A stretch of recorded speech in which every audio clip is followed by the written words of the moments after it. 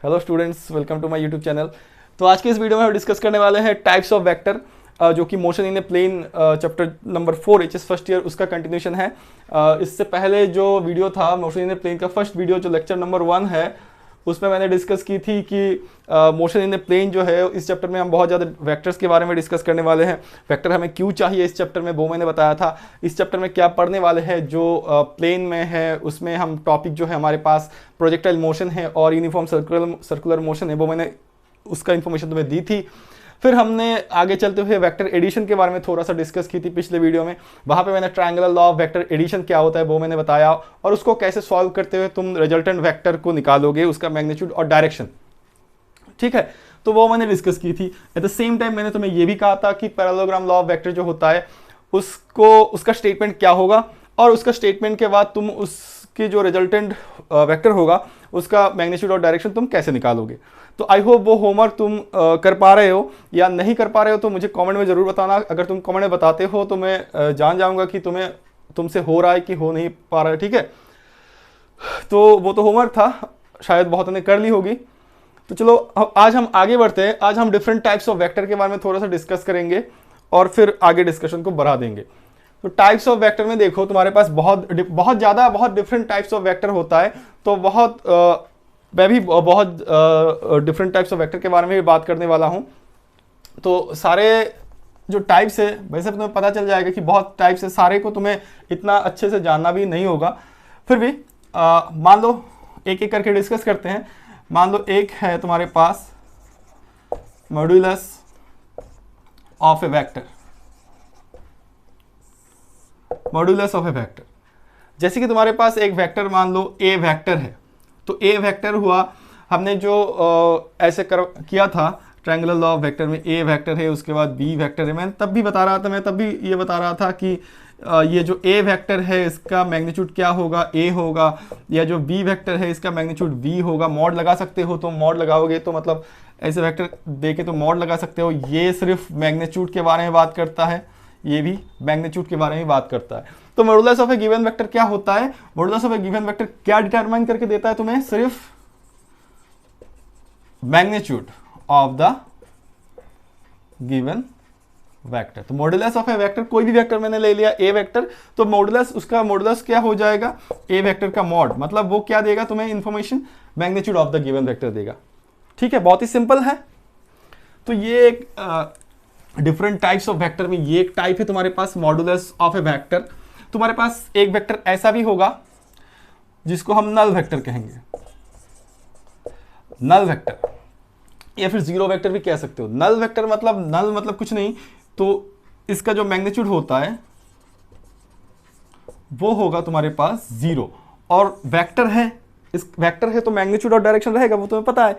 तो इसका null vector null मतलब कुछ नहीं होता है ना, नल मतलब नथिंग, तो इसका मैग्नीट्यूड जो होगा वो जीरो होगा।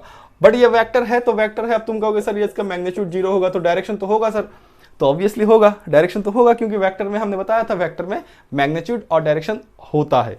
तो इस हिसाब से इसका डायरेक्शन जो होगा वो आर्बिटरी होगा, आर्बिटरी डायरेक्शन होगा। ठीक है, जैसे कि मान लो कोई भी बॉडी, अगर मैं कह रहा हूं कि a body is at rest, ठीक है, a body is at rest, तो उस हिसाब से अगर इस कंडीशन में मैं तुमसे पूछ लेता हूं कि इसका वेलोसिटी कितना है। अब तुम कहोगे सर वेलोसिटी जो होता है, पहले तो हमें ये पता है कि वेलोसिटी क्या होता है, एक वेक्टर क्वांटिटी होता है। पहले तो ये तो क्लियर है तुम्हें कि वेलोसिटी एक वेक्टर क्वांटिटी होता है, तो इसका मैग्नीट्यूड और डायरेक्शन रहेगा। अब अगर मैं पूछता हूं कि ये इस सिचुएशन में कि an object is at rest, तो इस केस में इसका वेलोसिटी क्या होगा। तुम कहोगे सर रेस्ट में है सर, ये तो जीरो होगा। तो अब जीरो होगा, कोई ऑब्जेक्ट कहीं पे खड़ा हुआ है तो उसका डायरेक्शन क्या होगा। तुम कहोगे आर्बिट्ररी, किसी भी डायरेक्शन में जा सकते हैं, डायरेक्शन तो होगा उसका, है ना, किसी भी आर्बिट्ररी डायरेक्शन में वो जा सकता है। तो बहुत ही सिंपल सा एग्जांपल था। तो ये नल वेक्टर हो गया तुम्हारे पास। नल वेक्टर वो वेक्टर होता है जिसका मैग्नीट्यूड कितना होगा, जीरो होगा, और जिसका डायरेक्शन क्या होगा, आर्बिट्ररी होगा। एक एग्जांपल मैंने यहाँ पे तुम्हें साइड किया है कि कोई भी ऑब्जेक्ट अगर रेस्ट पे है तो उसका वेलोसिटी कितना होता है, रेस्ट पे है तो वेलोसिटी जीरो है, but velocity is a vector quantity, velocity का मैग्नीट्यूड जीरो हो रहा है, डायरेक्शन क्या होगा, आर्बिट्ररी होगा। चलो नेक्स्ट ऐसे लेते हैं इक्वल वेक्टर्स। इक्वल वेक्टर्स, जैसे कि मान लो मेरे पास एक वेक्टर है ए, और दूसरा और एक वेक्टर बी, इसको मैं रिप्रेजेंट ऐसे कर रहा हूं वही डायरेक्शन की ए वेक्टर ये है और बी वेक्टर मान लो ये है। अगर कंडीशन ये है कि ए का डायरेक्शन जहां पे है उसी डायरेक्शन में बी का भी डायरेक्शन है, माइंड इट, ए का डायरेक्शन और बी का डायरेक्शन क्या है, ए का डायरेक्शन बी का डायरेक्शन सेम है, ठीक है। एट द सेम टाइम ए का जो भी मैग्नीट्यूड होगा, मतलब मॉड ऑफ ए जो भी होगा, वो अगर बी का मैग्नीट्यूड हो जाएगा तो उस केस में हम इसे क्या कहेंगे, this two vectors are equal vectors, ठीक है। मैंने पहले ही कहा कि बहुत डिफरेंट टाइप्स ऑफ वेक्टर होगा, तो सारा मैं यहाँ पे डिस्कस नहीं करने वाला हूँ, सारा मैं डिस्कस करने नहीं वाला हूँ। इसका मतलब यह है जैसे कि अगर तुम कहते हो कि इक्वल वेक्टर्स होता है तो ऑब्वियसली तुम्हारे माइंड में यह आएगा सर अनइक्वल वेक्टर भी होंगे, तो इसका डेफिनेशन मैं अलग से क्या बताऊं, तुम खुद से बताओ क्या होगा। अनइक्वल होगा तो क्या होगा, मतलब इसका लेंथ इक्वल नहीं होगा, ठीक है, समझ रहे हो ना। तो ये हो गया तुम्हारे पास इक्वल वेक्टर, ठीक है। नेक्स्ट देख लो अनइक्वल वेक्टर, तुम समझ गए हो, negative of A vector. Negative of A vector, negative of A vector क्या होगा, मान लो मेरे पास ऐसा है कि एक वेक्टर है ए, ठीक है, तो एक वेक्टर है ए जिसका मैग्नीट्यूड है ये, अगर सेम मैग्नीट्यूड का मतलब उसी वेक्टर को अगर तुम्हें सेम मैग्नीट्यूड रखा बट डायरेक्शन इसका चेंज कर दिया ऑपोजिट, ठीक है, तो ये माइनस ए वेक्टर रिप्रेजेंट कर रहा है, सिंपल सी बात है। तो नेगेटिव ऑफ ए वेक्टर मतलब वेक्टर तो ये था, ऑफ ए वेक्टर मतलब इसी वेक्टर के बारे में बात हो रहा है, उसी वेक्टर को तुमने पहले जिस डायरेक्शन में वो जा रहा था उसका डायरेक्शन रिवर्स कर दिया तो वो नेगेटिव हो गया, ठीक है। नेगेटिव ऑफ ए वेक्टर हमें आगे बहुत चाहिए होगा, देखना बहुत, जब हम सब्ट्रैक्ट करेंगे ना, एडिशन तो मैंने बता दिया था, जब सब्ट्रैक्शन होगा तब हमें ये बहुत ज़्यादा यूज़ करेंगे कि एक वेक्टर ऐसा है तो उसका नेगेटिव वेक्टर बैक साइड उल्टा साइड पे जाएगा, ठीक है, ये याद रखना हमें बहुत ज़्यादा चाहिए होगा। ऐसा भी हो सकता है कि को इनिशियल वेक्टर्स हो सकते हैं, को इनिशियल वेक्टर मतलब ऐसा हो सकता है कि एक पॉइंट है तुम्हारे पास इनिशियल पॉइंट और एक वेक्टर यहां से ऐसे निकला, दूसरे वेक्टर ऐसे निकला, ठीक है, तो को इनिशियल वेक्टर्स मतलब ये हो जाएगा, लिख देता हूं मैं यहां पे, को इनिशियल वेक्टर्स मतलब ऐसे हो गया कि सारे वेक्टर्स का जो ओरिजिन होता है मतलब पॉइंट होता है जहां से वो ओरिजिनेट हो रहा है वो सेम है इसका, इससे वो डिफरेंट डायरेक्शन में जा रहे हैं, मतलब सी और एक वेक्टर है तो इनिशियल पॉइंट जो है वेक्टर्स का वो सेम है, इसलिए हम क्या कह रहे हैं इसका नेमिंग को इनिशियल वेक्टर्स, ठीक है। देखो फिर भी मैं एक बार और कह रहा हूं कि डिफरेंट टाइप्स ऑफ वेक्टर बहुत ज़्यादा है, बट यहाँ से हमें बहुत ही ज़्यादा इंपॉर्टेंट जो होगा वो नेगेटिव ऑफ ए वेक्टर को लेके हम बहुत ज़्यादा डील करने वाले हैं, ठीक है। अब मैं और एक टर्म इंट्रोड्यूस कर रहा हूं यहाँ पे, यूनिट वेक्टर, और ये बहुत ही ज़्यादा इंपॉर्टेंट होगा, आगे जाके भी मिलेगा, इस चैप्टर में तो पढ़ना ही है और आगे भी बहुत सारे चैप्टर में जहाँ पे यूनिट वेक्टर मतलब यूनिट वेक्टर की ज़रूरत होगा हमें, ठीक है। तो यूनिट वेक्टर को हमें बहुत अच्छी तरीके से समझना होगा।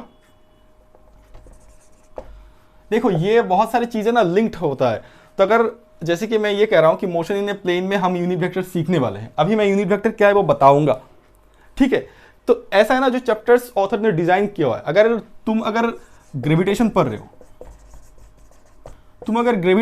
हो, ना, तो वहां पे तुम फोर्स को वेक्टरिकली रिप्रेजेंट कर रहे हो gmm/r² से, बट ये वेक्टरिकली जब तुम रिप्रेजेंट करोगे gmm/r² r कैप ऐसे कुछ दोगे, तो यहाँ पे तुम आर कैप अगर यूज कर रहे हो ना तो तुम यूनिट वेक्टर यूज कर रहे हो। तो मैं ये कहना चाहता हूं अगर तुम मोशन इन ए प्लेन ना पढ़ के डायरेक्ट ग्रेविटेशन में जा रहे हो ना तो ये गलत है, मतलब क्योंकि यहां से तुम कुछ सीखोगे उसको तुम यहां पे अप्लाई करने वाले हो, ठीक है।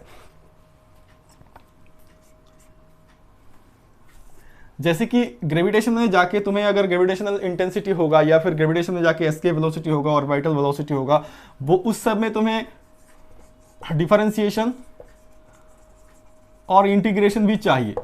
तो डिफरेंशिएशन इंटीग्रेशन तो मैथमेटिकल टूल बेसिकली तुम चैप्टर 3 में मैंने पढ़ाया है ना। तो तुम इस चैप्टर को ना पढ़ते हुए या फिर इस चैप्टर को ना पढ़ते हुए तुम ये सारी चीजें कैसे कर लोगे, तो ये गलत चीज है कि तुम ग्रेविटेशन में पहले चले जाओगे। मैं ये कह रहा हूँ इसलिए कि बहुत जगह पे मैंने देखा है कि ग्रेविटेशन पहले करवा लेते हैं, कि ग्रेविटेशन एक इंडिपेंडेंट चैप्टर है, ग्रेविटेशन कोई इंडिपेंडेंट चैप्टर है नहीं, ठीक है। चलो इसके बारे में डिस्कस इतना नहीं करते, वैसे जो बिगिनर्स है उसके लिए कह रहा हूँ, जो सारा पढ़ चुका है। अगर कोई +2 के बच्चा देख रहा है इस वीडियो को तो वो तो पढ़ चुका है, उसके लिए कोई मायने नहीं रखता। एकदम बिगिनर जो है उसके लिए मायने रखता है। तो यहाँ पे मैं यूनिट वेक्टर्स के बारे में बात कर रहा हूँ। चलो, यूनिट वेक्टर्स क्या होता है ना, unit vectors actually of A given vector होता है। यूनिट वेक्टर्स, वेक्टर लिख देता हूं, वेक्टर्स नहीं, unit vector of A given vector होता है। मतलब तुम्हारे पास कोई भी वेक्टर है, मान लो तुम्हारे पास एक वेक्टर ए है, कोई सा भी वेक्टर है, ऐसे अगर रिप्रेजेंट करके दिखाऊं ए है, तो इसका मैग्नीट्यूड क्या है? तुम कहोगे सर मैग्नीट्यूड ऐसे लिख सकते हैं आप मॉड देके, पहला जो टाइप है आपने वही बताया, मॉडुलस, है ना। तो मैं अब सुनो, बात को अच्छी तरीके से सुनो कि यूनिट वेक्टर को कैसे डिफाइन करना है। तो यूनिट वेक्टर को ना मैं चाहता हूं कि ए वेक्टर को इसका मैग्नीट्यूड के हिसाब से लिखूं। तो मैंने ए वेक्टर इक्वल टू, मैं चाहता क्या हूं कि इसका मैग्नीट्यूड के हिसाब से लिखूं, तो ये लिख दिया। देखो ए क्या है? वेक्टर है, तो उसका क्या रहेगा? मैग्नीट्यूड रहेगा और उसका डायरेक्शन रहेगा। तो मैंने A vector equal to A mod लिख दिया, तो मतलब मैंने ये चीज तो लिख दिया। क्या ये चीज मैंने लिखा? तो ये चीज तो मैंने नहीं लिखा। तो ये एक गिवन वेक्टर है, इसका डायरेक्शन रिप्रेजेंट करने के लिए हम यूनिट वेक्टर को इंट्रोड्यूस करते हैं। तो इसको हम ऐसे लिख देंगे ए कैप। पहले बात तो ये जो लिखा मैंने, ये हैट या कैप कह सकते हो, कैप टोपी के जैसा, है ना। पहली बात तो यूनिट वेक्टर को हमेशा कैप से ही रिप्रेजेंट करोगे। हैट भी कहते हैं कहीं कहीं, तो कैप मैं कहूंगा, बार बार कैप ही कहूंगा मैं। तो ए कैप लिखा। यूनिट वेक्टर जो है, अब तुम बात को समझने की कोशिश करो कि मैं चाहता था कि ए वेक्टर को उसके मैग्नीट्यूड के हिसाब से लिखूं, तो पहले मैंने इतना लिखा था, फिर देखा क्या ये सही है। तो तुम कह रहे थे कि सर ये तो मैग्नीट्यूड है और यहाँ पे तो डायरेक्शन है, आपने मैग्नीट्यूड लिखा, इसका डायरेक्शन नहीं लिखा, इसका डायरेक्शन आपको लिखना पड़ेगा। तो इसका डायरेक्शन रिप्रेजेंट करने के लिए हमने ए कैप इंट्रोड्यूस किया और हमने कहा कि ये जो ए कैप है वो क्या है? वो यूनिट वेक्टर है, वो यूनिट वेक्टर है। तो अब तुम मुझे कहो कि ये अगर एक वेक्टर है, अगर ये एक वेक्टर है जो कि यूनिट वेक्टर मैंने बताया, ये अगर वेक्टर है तो इसका भी तो कुछ मैग्नीट्यूड और डायरेक्शन होगा। तो इसका मैग्नीट्यूड क्या होगा? मतलब अब इक्वेशन तुम्हारे पास ऐसा है, मान लो ए जो है वेक्टर जो है, ए वेक्टर का मैग्नीट्यूड है 2। तो तुमने क्या कहा कि पहले मैंने क्या लिख दिया? 2 लिख दिया। फिर मैंने क्या कहा? फिर मैंने कहा कि ए वेक्टर ए कैप दे दूंगा।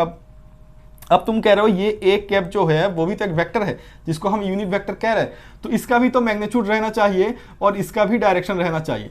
अब तुम कहोगे सर इसका जो डायरेक्शन होगा वो तो इसी का डायरेक्शन देगा, क्योंकि आपने कहा कि इसको मैग्नीट्यूड के हिसाब से लिखना चाहते थे तो लिख दिया। फिर लिखने के बाद इसका डायरेक्शन नहीं मिल रहा था, तो डायरेक्शन के लिए हमने एक वेक्टर इंट्रोड्यूस किया। तो ये जो कैप है, इसका जो ये जो वेक्टर है जो कैप से रिप्रेजेंट कर रहे हो, जिसको तुम यूनिट वेक्टर कह रहे हो, इसका डायरेक्शन क्या होगा? वो गिवन वेक्टर का ही डायरेक्शन देगा। आई होप ये चीज क्लियर है। सेकंड, इसका मैग्नीट्यूड क्या होगा?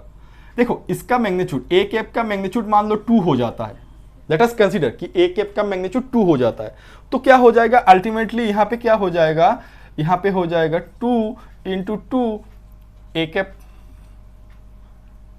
मतलब इसका मैग्नीट्यूड भी 2 हो गया ना, तो 4 हो जाएगा। 4 तो ए का मैग्नीट्यूड तो 4 नहीं था, ए का मैग्नीट्यूड तो 2 था।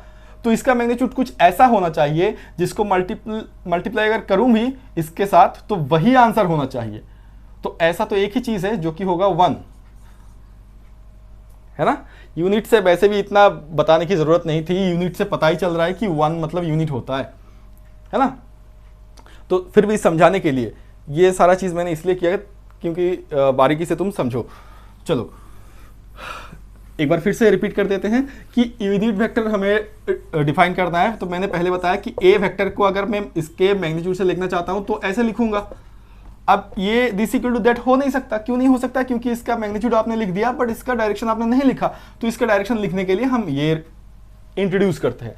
फिर क्वेश्चन ये है कि इसका डायरेक्शन क्या है? ये जो वेक्टर है क्या है? तो हमने कहा कि इस वेक्टर को हम यूनिट वेक्टर कहेंगे और इसका रिप्रेजेंटेशन में ऐसे एरो नहीं देंगे, कैप देंगे, कैप। ये मैंने बता दिया। फिर मैं कह रहा हूं कि इसका जो डायरेक्शन होगा वो गिवन वेक्टर का डायरेक्शन होगा। तो इसका डायरेक्शन होगा, इसका डायरेक्शन का काम हो गया क्योंकि ये वेक्टर है, इसका डायरेक्शन रहेगा और इसका मैग्नीट्यूड भी रहेगा।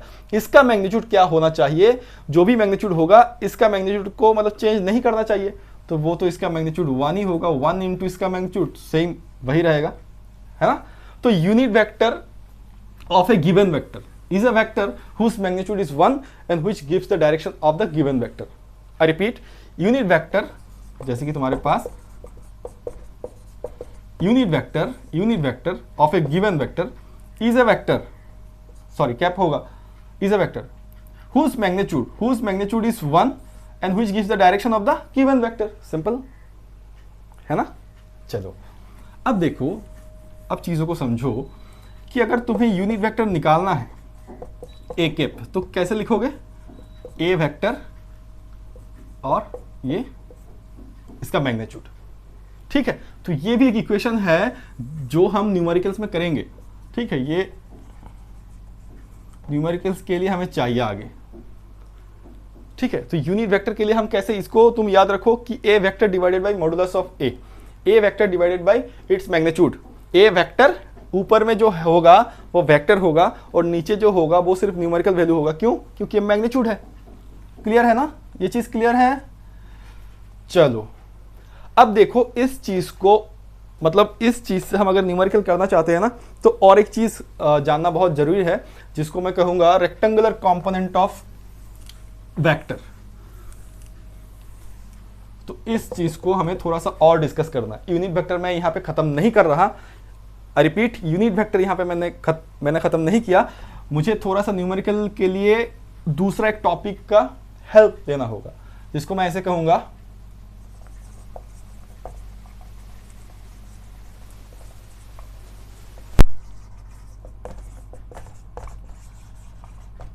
तो rectangular component of A vector, ठीक है।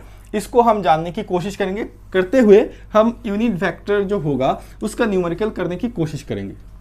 क्लियर है पॉइंट? ठीक है, चलो आगे बढ़ते हैं जल्दी जल्दी। एक काम करते हैं, हम एक एक्सिस ले लेते हैं जहां पे हमारे पास एक्स एक्सिस है और वाई एक्सिस है, ठीक है। एक चीज क्लियर कर देते हैं, एक्स एक्सिस, वाई एक्सिस, अगर जेड एक्सिस भी होगा हमारे पास, तो ये तीन जो एक्सिस है उसका मतलब एक्स एक्सिस का डायरेक्शन हो रहा है ना इस साइड पे, वाई एक्सिस का इस साइड पे, जेड एक्सिस का इस साइड पे। तो मुझे ऐसे भी पूछ सकते हो कि सर एक्स एक्सिस का डायरेक्शन तो इस साइड पे है बट इस साइड पे भी तो है, वो तो नेगेटिव डायरेक्शन है, होता है ऑब्वियसली, ठीक है। बट मैं ये कहना चाहता हूं ये जो यूनिट वेक्टर है,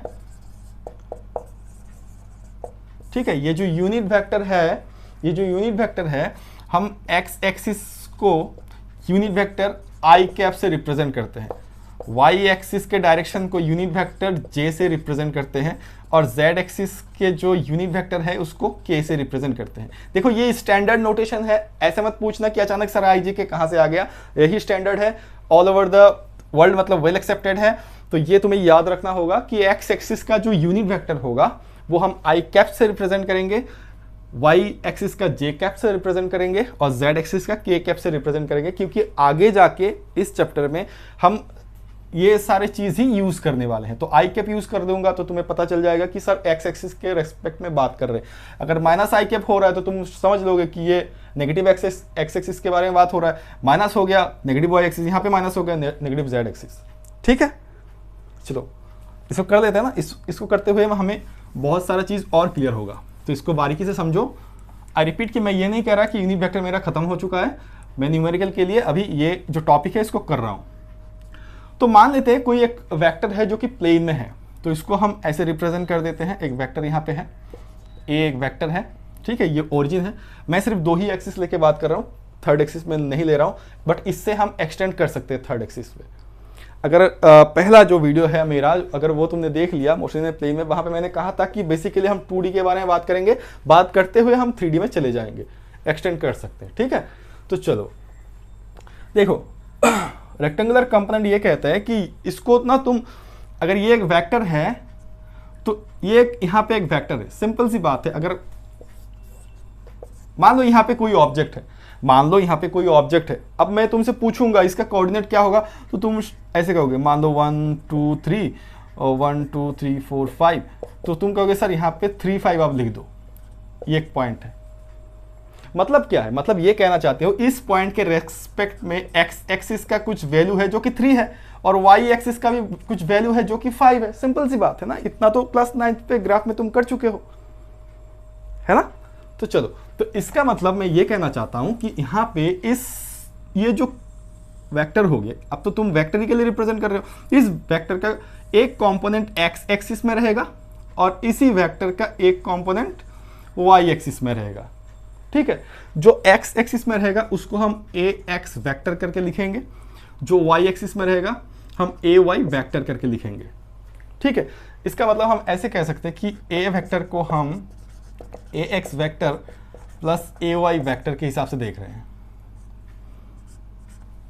ठीक है, क्लियर है। अब देखो यहां से तुम अगर परपेंडिकुलर ड्रॉ करोगे,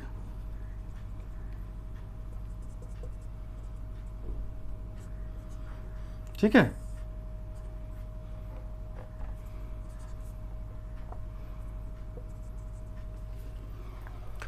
और ये देखो एक्स एक्सिस के साथ अगर थीटा एंगल कर रहा है तो ये काइंड ऑफ रेक्टेंगल तुम्हारे पास फॉर्म हो गया, पहली बात तो।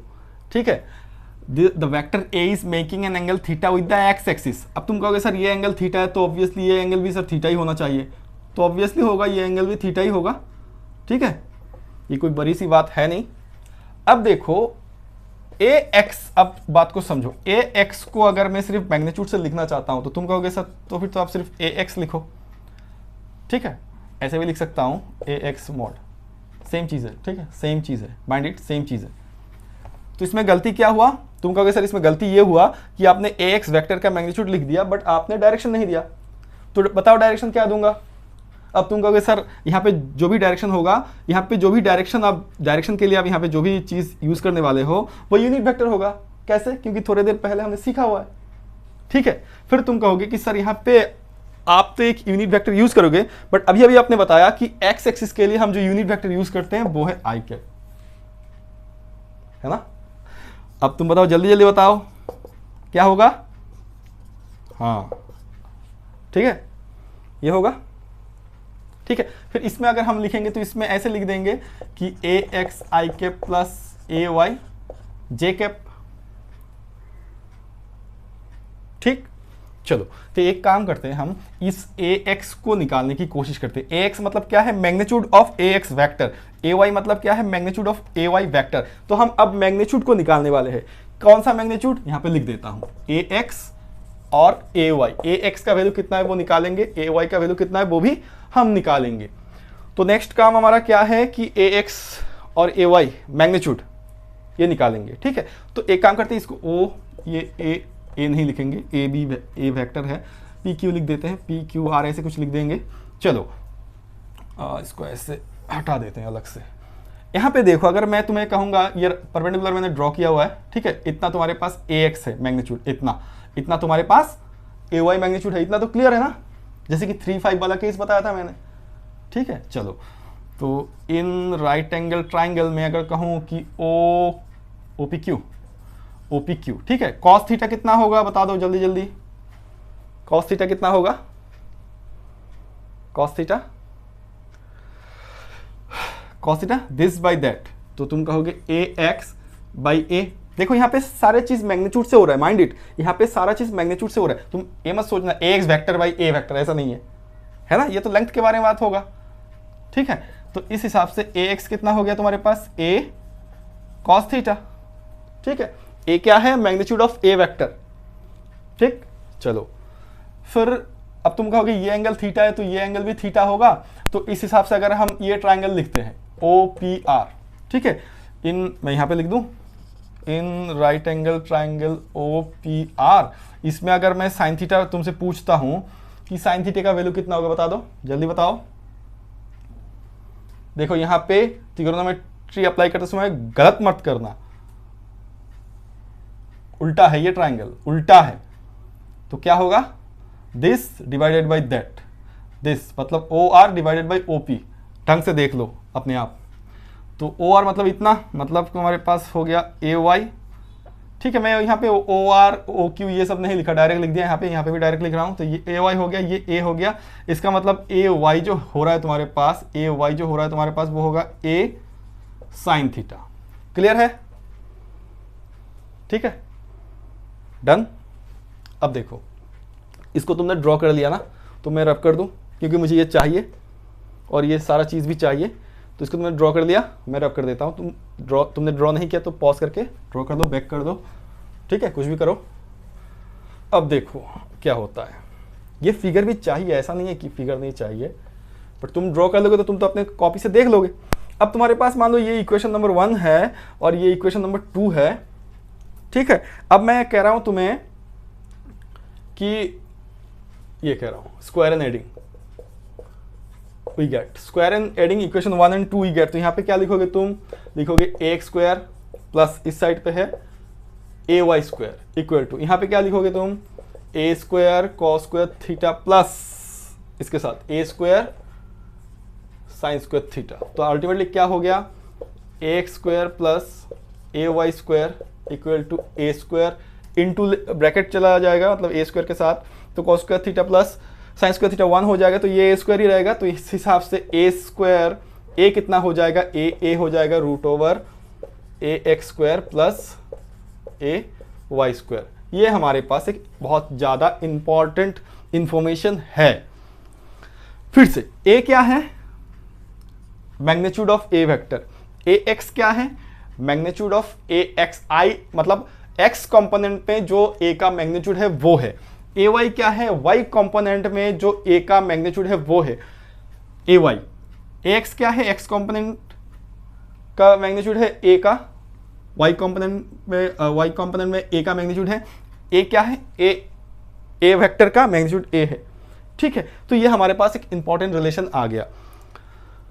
तो अब देखो यहाँ पे थोड़ा सा और लिख देता हूँ ये वाला चीज़ भी, कि a equal to root over A square plus A Y square, ठीक है, हो गया। चलो अब सारा चीज़ रब करते हैं और फिर से यूनिट वेक्टर में चले जाएंगे, थोड़ा सा यहाँ से और एक चीज़ समझ के। मान लो मेरे पास, अब तुम्हारे पास पूरा सिचुएशन क्लियर हो गया, कौन कौन सा चीज़ आ गया तुम देख लो। अब मैं कहता हूँ मान लो मेरे पास ए वेक्टर ऐसा है 2i cap plus 3j cap, ठीक है। तो इस हिसाब से अगर मैं तुमसे पूछता हूं कि ये क्या है, तुम कहोगे सर ये तो a का x कंपोनेंट का मैग्नीट्यूड है। मैं अगर पूछूं ये क्या है तो तुम कहोगे ये y कंपोनेंट का मैग्नीट्यूड है। कैसे पता चला, ये i कैप जो रिप्रेजेंट कर रहा है किसका यूनिट वेक्टर, x का एक्सिस का, और j कैप किसका यूनिट वेक्टर रिप्रेजेंट कर रहा है, y एक्सिस का, ठीक है। अब इस क्वेश्चन से अगर मैं तुमसे पूछता हूं कि भाई यहाँ पे बता दो ये क्या होगा, तो तुम कहोगे सर आपने अभी अभी सिखाया कि अगर हमारे पास ऐसा कुछ है, इसको अगर हम ऐसे लिख सकते हैं, अगर हमारे पास ऐसा कुछ है जिसको हम ऐसे लिख सकते हैं या फिर ऐसे लिख सकते हैं, तो इस हिसाब से हम इसका जो मैग्नीट्यूड है वो ऐसे लिखते हैं। मतलब यहाँ पे आई कैप के साथ जो रहेगा और जे कैप के साथ जो रहेगा उसका स्क्वायर करना है, तो root over 2 square plus 3 square, तो 4, ये 9 हो गया, ये 13 हो जाएगा बस। तो ये क्या निकाला मैंने, अगर मेरे पास ऐसा एक वेक्टर है, गिवन वेक्टर है, तो उसका मैग्नीट्यूड कैसे निकालना है, ऐसे। तो मैंने कहा था हम पहले 2 डायमेंशन में डिस्कस करेंगे, फिर 3 डायमेंशन में चले जाएंगे डायरेक्ट। मतलब यह है कि अगर तुम्हारे पास ए वेक्टर को तुम 3 डायमेंशन में ए x I cap plus A Y J cap plus A Z के कैप में रिप्रेजेंट कर सकते हो, और इस केस में जो मैग्नीट्यूड होगा वो होगा root over A X square plus B Y square plus B Y कहाँ से आ गया ए जेड स्क्वायर, ठीक है।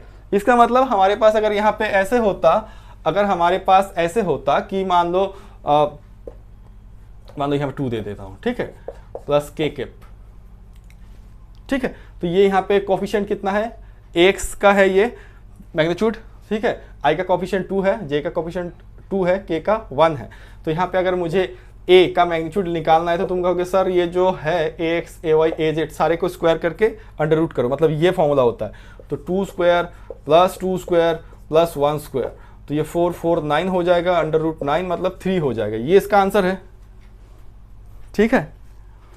अब तुम सोच रहे होगे कि सर ने कहा था कि ये टॉपिक करना है, इसलिए करना है क्योंकि सर ने कहा था कि यूनिट वेक्टर का उनको न्यूमेरिकल करना है, वो यूनिट वेक्टर में ही है, अभी उसी को डिस्कस करते हुए सर ने इसको डिस्कस किया। तो चले यूनिट वेक्टर में, चलो कैसे रिलेशन रखता है, मतलब क्यों मैंने ये चीज यहां पे पढ़ा दिया यूनिट वेक्टर के साथ साथ, शायद तुम समझ चुके होंगे, नहीं समझा तो अब तो समझ ही जाओगे।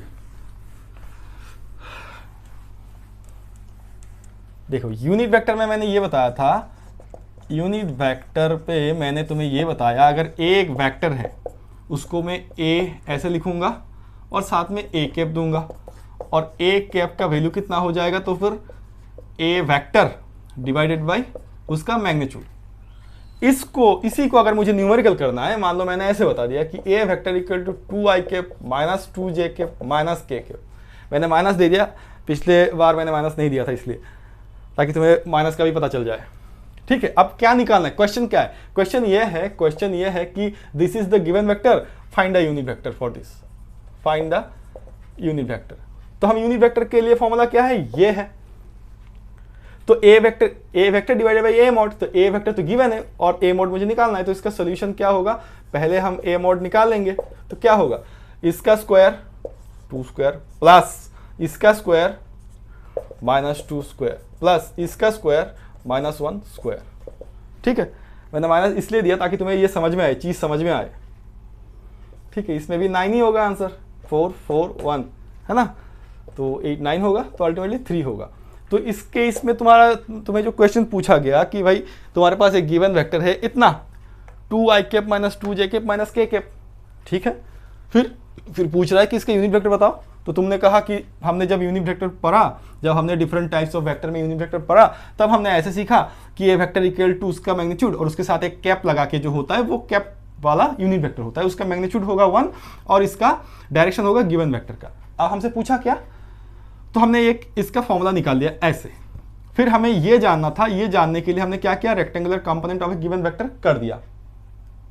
ठीक है, करते हुए हमें कुछ फॉर्मूला मिला। अब उससे हमें ये पता चला कि ए एक वेक्टर है और उसका 2 ही एक्सिस होता है, तो उसको हम ए x I cap plus A Y J cap लिख सकते हैं, और इसका मॉड जो होगा वो क्या होगा, root over A X square plus A Y square होगा। ये हमने सीखा हुआ है, उसी को हमने यहाँ पे अप्लाई कर दिया। ठीक है, अब क्वेश्चन में आ जाते हैं। क्वेश्चन में therefore unit vector A cap लिख दो, ए वेक्टर मतलब ये वाला 2i cap minus 2j cap minus k cap. ठीक है, उसके साथ डिवाइडेड बाई 3। तो ये तुम्हारा आंसर आ गया, ये तुम्हारा फाइनल आंसर है, यही तुम्हारा फाइनल आंसर है। 1 मार्क का क्वेश्चन होगा, उससे ज़्यादा नहीं। ठीक है, क्लियर है। चलो, तो ये तुम्हारे पास क्या होगा, यूनिट वेक्टर। यूनिट वेक्टर क्या है, unit vector of A given vector होता है जिसका मैग्नीट्यूड 1 होगा और वो जो गिवन वेक्टर है उसी का डायरेक्शन देगा वो। आई होप कि क्लियर है। तो अभी जो हमने सीखा ना, थोड़ा सा उसको और रिपीट करेंगे। मतलब रेक्टेंगुलर कंपोनेंट मतलब हमारे पास अगर कोई भी वेक्टर इंक्लाइंड है ना, हमारे पास कोई भी वेक्टर इंक्लाइंड है, इसको याद रखना है तुम्हें। इंक्लाइंड है मतलब ये हॉरिजॉन्टल के साथ कुछ एंगल किया हुआ है थीटा। ठीक है, तो इसको हम 2 कंपोनेंट में लिख सकते हैं, एक हॉरिजॉन्टल और एक वर्टिकल कंपोनेंट। ठीक है, तो ये तो कर दिया मैंने, फिर भी एक बार रिपीट कर रहा हूं, मतलब ये तुम्हें याद रहे अब ऐसे करके कि इंक्लाइंड अगर होता है थीटा वाले साइड में क्या होता है, कॉस थीटा। थीटा जहां पे नहीं होगा वहां पे होगा साइन थीटा। ऐसे याद रखना है तुम्हें, और कुछ नहीं, यही बताना चाहता हूं। सिंपल, थीटा वाला जो साइड होगा वो वाला कंपोनेंट हो जाएगा ए कॉस थीटा, विदाउट थीटा वाला साइन थीटा होगा। इसको याद रखना है, बस इतना ही बताना है और मुझे कुछ नहीं बताना है। चलो, हम थोड़ा सा पोजीशन वेक्टर और डिस्प्लेसमेंट वेक्टर भी देख लेंगे। पोजीशन वेक्टर, देखो पोजीशन वेक्टर समझने के लिए तुम्हें ये पता होना चाहिए कि कोई भी इंस्टेंट में एक ऑब्जेक्ट, मान लो अब मैं थोड़ा सा ग्राफ ड्रॉ कर रहा हूं, ये तुम्हारे पास वाई एक्सिस हो गया, ये एक्स एक्सिस हो गया। ठीक है, एक ऑब्जेक्ट कहीं पे किसी एक टाइम टी पे यहां पे था, तो इस हिसाब से हम ना इसका पोजीशन वेक्टर डिफाइन करते। पोजीशन वेक्टर मतलब ओरिजिन से लेके ये वेक्टर कहां पे, मतलब ये ऑब्जेक्ट कहां पे था, ओरिजिन से ये ऑब्जेक्ट कहां पे था, तो इसका पोजीशन वेक्टर होता है। इसको हम ऐसे रिप्रेजेंट करेंगे, ओ ए वेक्टर। तो ओ ए वेक्टर उस ऑब्जेक्ट का इस टाइम पे, किसी भी एक टाइम पे ओरिजिन से कहां तक है, वो उसका पोजीशन वेक्टर डिटरमाइन करके दे रहा है। ठीक है, अब मान लो ये जो ऑब्जेक्ट है जो पहले ए पॉइंट पे था वो मूव कर रहा है, मूव करते करते करते किसी और एक टाइम में, दूसरा टाइम में टी डैश में कहीं पे यहां पे पहुंच गया, तो बी पॉइंट पे पहुंच गया। तो देखो ये इसका इनिशियल पोजीशन था, ये इसका फाइनल पोजीशन था, तो initial position vector O B होगा, तो फाइनल पोजीशन वेक्टर क्या होगा, तुमको सर वो तो आपने सिखाया ना, ओ बी होगा। कैसे पता चला कि क्योंकि इसके इनिशियल पॉइंट से वो जो मतलब ओरिजिन से वो जो अल्टीमेटली जहां पे जाके रुका, ठीक है, वहां पे तुम्हें वेक्टर ड्रॉ करना है। ठीक है, सिंपल है। पहले एक ऑब्जेक्ट यहाँ पे था, फिर वो मूव करते हुए यहाँ पे गया, तो डिस्प्लेसमेंट क्या हुआ, तो तुम कहोगे सर डिस्प्लेसमेंट तो ये यहां से लेके यहां तक गया, है ना। तो हम डिफाइन करते हैं कि ओ ए जो है उसको हम R1 वेक्टर से डिफाइन कर देते हैं, और इसको हम R2 वेक्टर से डिफाइन कर देते हैं, और ए बी को हम R वेक्टर से लिख देते हैं। लेट अस कंसीडर, मतलब यहां से यहां तक हम R1 पकड़े, ये जो है इसको R2 मैंने पकड़ा और इसको मैंने R पकड़ा। ठीक है, क्लियर है, बहुत ही सिंपल। फिर से पोजीशन वेक्टर क्या हो गया, पोजीशन वेक्टर हो गया कि तुम्हारे पास किसी भी एक इंस्टेंट में जो ऑब्जेक्ट है वो ओरिजिन से कितना दूर है और कौन सी डायरेक्शन पे, ये डायरेक्शन पे दे रहा है, ये हो गया क्या पोजीशन वेक्टर। तो ये ऑब्जेक्ट यहाँ पे था, फिर बाद में मूव करते हुए वो यहाँ पे आ गया, तो यहाँ पे भी तो इसका कुछ पोजीशन होगा, तो वो ये इनिशियल पोजीशन है, ये फाइनल पोजीशन है, सिंपल है। तो फाइनल पोजीशन वेक्टर तुमने ऐसे ओरिजिन से फिर से ड्रॉ किया है ना, एक वेक्टर ड्रॉ किया जहां पे वो रुका। ठीक है, फिर तुमने कहा कि ये ऑब्जेक्ट अल्टीमेटली यहां से यहां तक गया, ये इसका अल्टीमेट डिस्प्लेसमेंट है, तो ये डिस्प्लेसमेंट वेक्टर है। अब एक चीज देखो, ये जो वेक्टर है ये इसका हेड है, उसका हेड से लेते हुए ये टेल आया। ठीक है, अगर इन दोनों को मैं two sides of A triangle से रिप्रेजेंट कर सकता हूं, तो ये देखो ये तो third side of the triangle से रिप्रेजेंट हो रहा है। मतलब ये कहना चाहता हूं कि R1 वेक्टर के साथ तुम R अगर ऐड करते हो तो तुम्हें R2 वेक्टर मिलता है ना। इस हिसाब से R वेक्टर क्या हो गया, R वेक्टर हो गया R2 vector minus R1 vector. ठीक है, क्लियर है, ये चीज क्लियर है। ऐसे ही कुछ चीज तो वो तुम वहां पे लिखने वाले हो, मान लो ग्रेविटेशन में, gravitational force of attraction two bodies, है ना। तो इसलिए ये चीज़ ज़रूरी है सीखना यहाँ पे, इसलिए मैंने कहा कि इस चैप्टर में तुम वही सब सीख जाओगे वेक्टर के बारे में, तब जाके तुम ग्रेविटेशन में जो फोर्स है उसको वेक्टरिकली तुम रिप्रेजेंट कर सकते हो। विदाउट दिस इंफॉर्मेशन कैसे मतलब तुम कर दोगे, नहीं पॉसिबल है। ठीक है, अब देखो इस डायग्राम से मुझे ये मिला, R vector equal to R2 vector minus R1 vector. तो इसको मैं ऐसे भी लिख सकता हूँ, थोड़ा सा ऐसे लिख दूँ, R vector equal to R2 vector minus R1 vector.